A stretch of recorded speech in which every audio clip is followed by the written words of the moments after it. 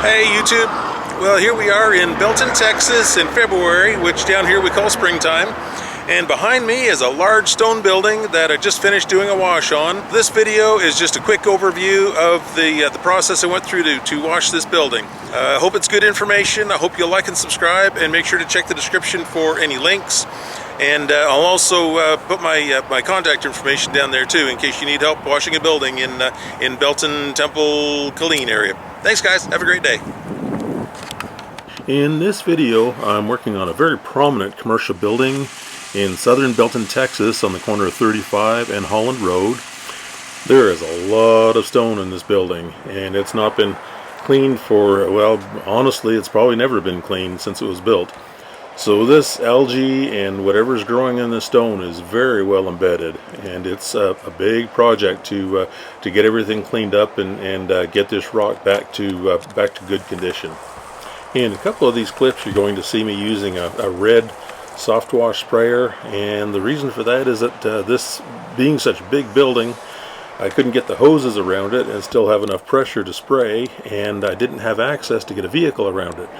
So I had to design my own caddy, I call it Softwash caddy, to be able to bring my solution and my pump and hoses around to access the backside of this building.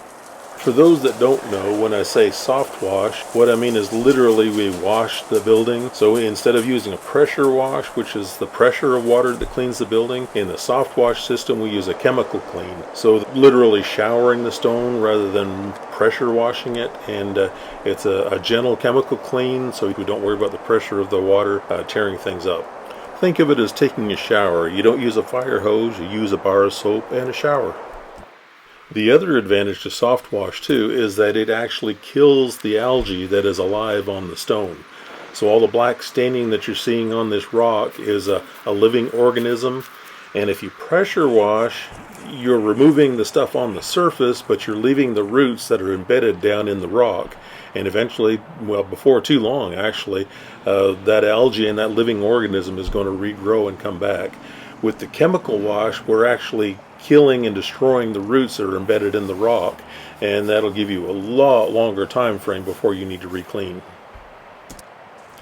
I'm not sure what the height of this building is. My best guess is 50 feet, and with this portable soft wash caddy I was able to reach the top of the building without any trouble at all, and able to clean all that algae and the black mold and whatever else is growing on this rock, and it just turned out really nice.